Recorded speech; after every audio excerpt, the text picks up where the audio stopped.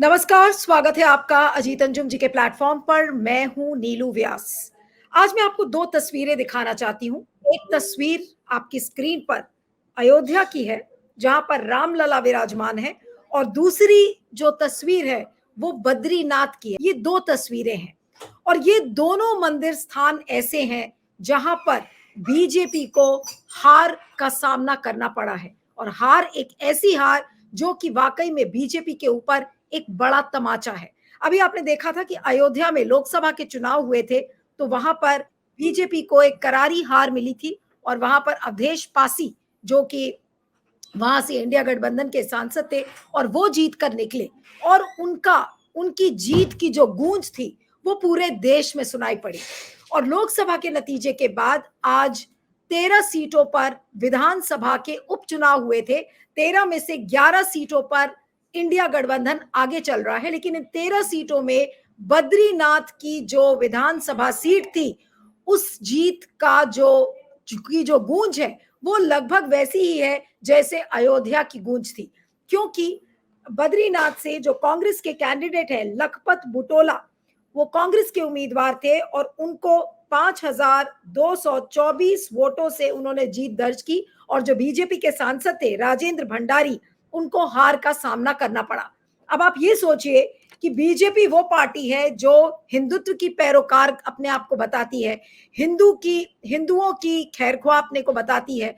वो अपने आप को ये कहती है कि हिंदुओं के धर्म की रक्षा बीजेपी से ज्यादा कोई नहीं कर सकता। इस बात को एक नहीं, प्रधानमंत्री नरेंद्र मोदी से लेकर अमित शाह से लेकर बीजेपी के कार्यकर्ता लेवल का जो व्यक्ति है, वो यही कहता है कि देखिए, हिंदू धर्म की जो रक्षा है वो बीजेपी से ज्यादा कोई नहीं कर सकता है।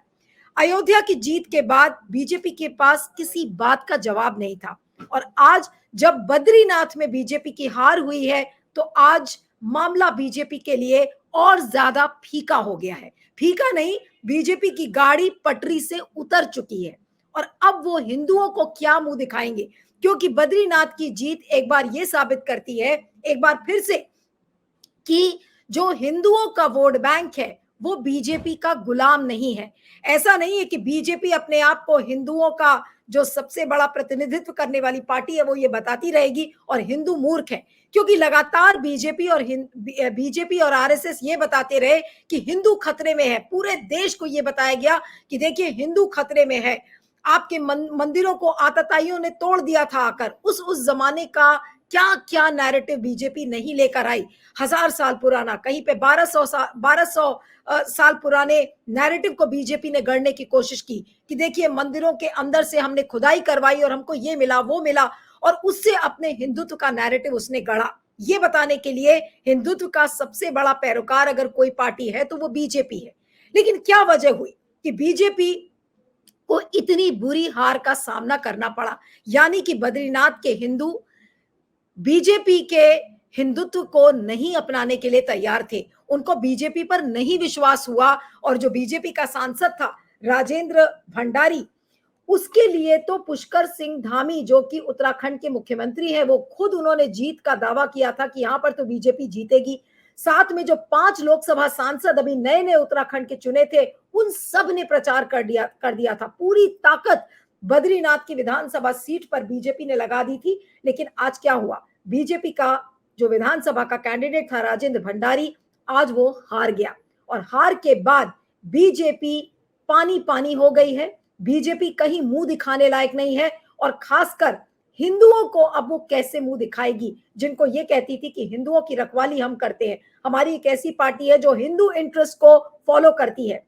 याद करिए 2 जुलाई का दिन, जिस दिन राहुल गांधी भगवान शंकर की एक तस्वीर लेकर संसद में आए थे, सबको याद होगा। और भगवान शंकर की तस्वीर दिखाकर उन्होंने यही कहने की तो कोशिश की थी ना कि बीजेपी और संघ जिस तरीके की नफरत की राजनीति करती है, वो भगवान में आस्था नहीं रखती। उसको लेकर प्रधानमंत्री नरेंद्र मोदी कितना आग बबूला हो गए थे, और उन्होंने कहा कि नहीं, ये तो बहुत गंभीर मामला है। पूरे हिंदू धर्म को उन्होंने हिंसक कैसे बता दिया।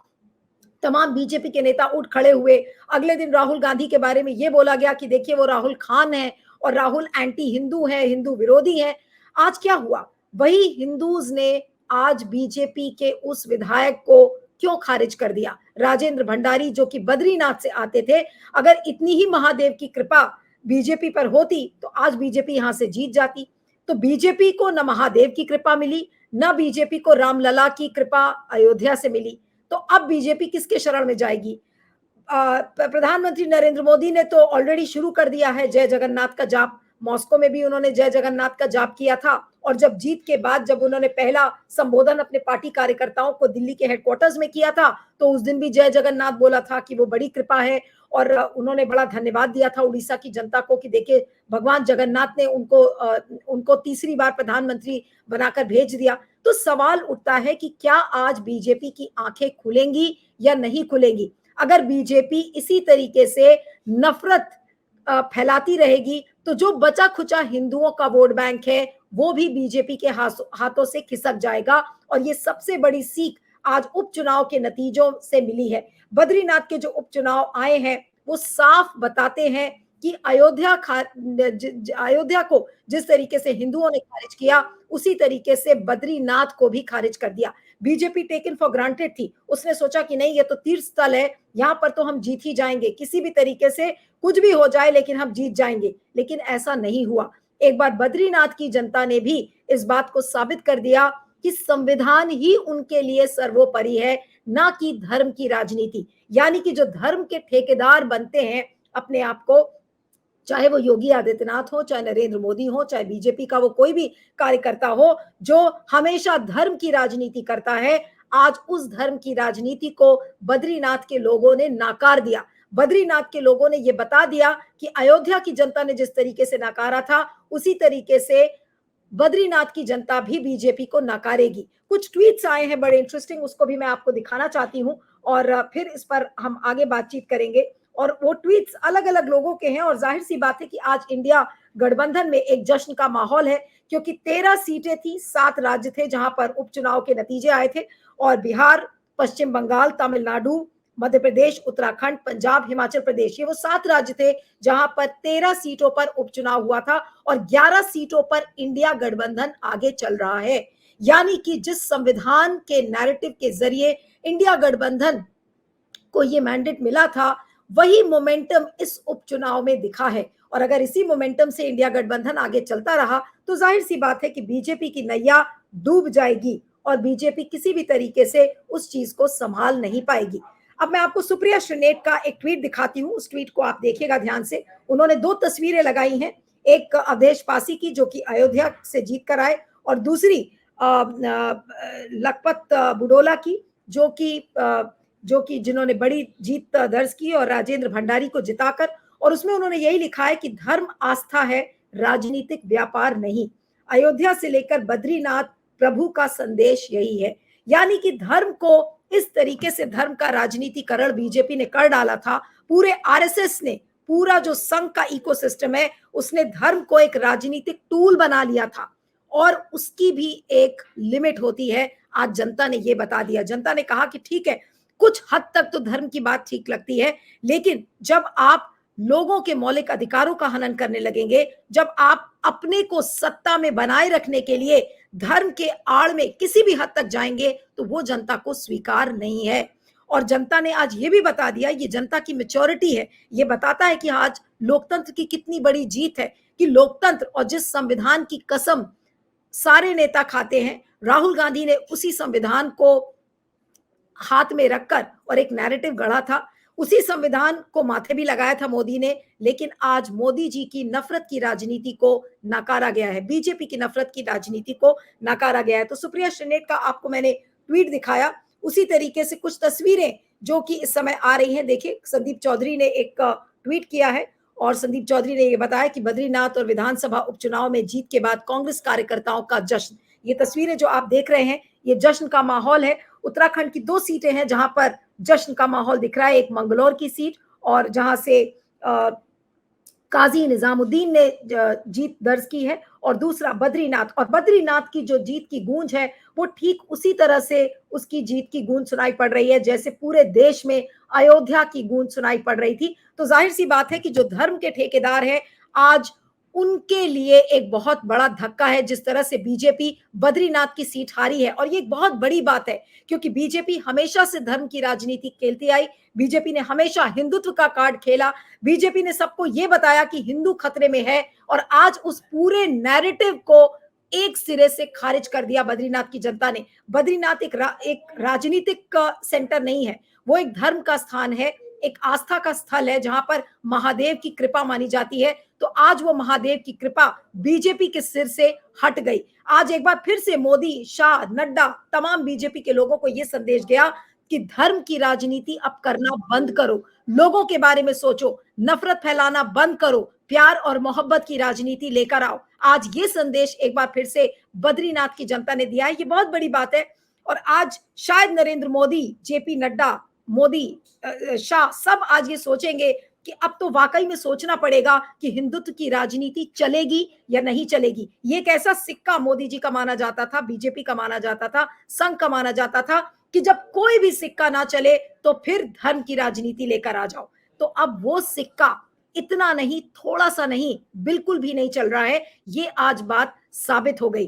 तो आप देख रहे हैं कि अयोध्या की जो जीत की गूंज थी वो पूरे विश्व में हुई और इंटरनेशनल मीडिया ने भी उसको कवर किया कि किस तरीके से राम मंदिर का एक बड़ा मूवमेंट हुआ, राम मंदिर बनवाया गया, लेकिन राम के लोगों ने ही बीजेपी को खारिज कर दिया। आप याद करिए उन पोस्टर्स को, किस तरीके से बीजेपी के लोग कहते थे कि जो राम को लाए हैं हम उनको लाएंगे।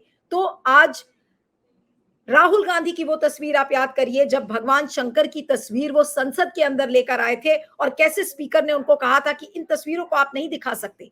किस तरीके से ये बोला गया कि गलत तरीके से हिंदुओं को पेश कर रहे हैं राहुल गांधी। तो आज बद्रीनाथ की जनता ने ये दिखा दिया कि धर्म अलग है और संविधान अलग है। और अगर दोनों में चूज करने की बारी आएगी, अगर दोनों को पिक करने की बारी आएगी तो लोग संविधान को ही चाहेंगे, संविधान को ही पिक करेंगे। आज बद्रीनाथ की जनता ने इस चीज को साबित किया। तो एक तरीके से आज एक बड़ा झटका मोदी जी को लगा है, बड़ा झटका हिंदुत्व की राजनीति को लगा है। अब वाकई में बीजेपी और आरएसएस दोनों को साथ में ड्राइंग बोर्ड पर जाकर बैठना होगा और सोचना और समझना पड़ेगा कि आखिर हिंदुत्व की राजनीति में क्या गड़बड़ क्या गड़बड़ हो गया है, क्योंकि ये ध्रुवीकरण की राजनीति अब नहीं चलेगी और ये एक घिसा पिटा रिकॉर्ड हो चुका है। ये आज बद्रीनाथ की जीत ने इस बात को साबित कर दिया।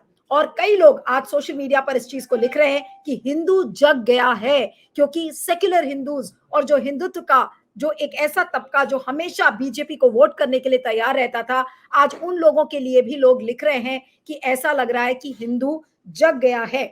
और एक बार फिर से मैं उसी लाइन को दोहराऊंगी कि आज जो बद्रीनाथ का वोटर था उसने ये बता दिया कि वो वोटर बीजेपी का गुलाम नहीं है।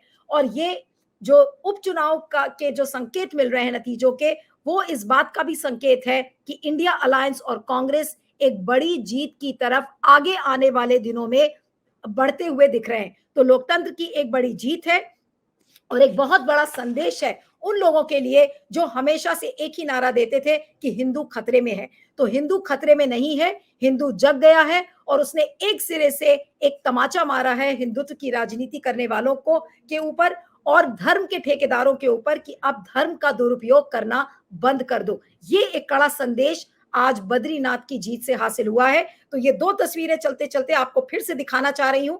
एक तस्वीर है अवधेश पासी की जो अयोध्या से जीते थे और आज के उपचुनाव का जो नतीजा है वो है लखपत बुटोला जो कि कांग्रेस के उम्मीदवार जो कि बद्रीनाथ से जीत कर आए हैं। और बद्रीनाथ से जीत हासिल करना ये कोई एक छोटी मोटी जीत नहीं है, इसको एक बड़ी जीत माना जाएगा।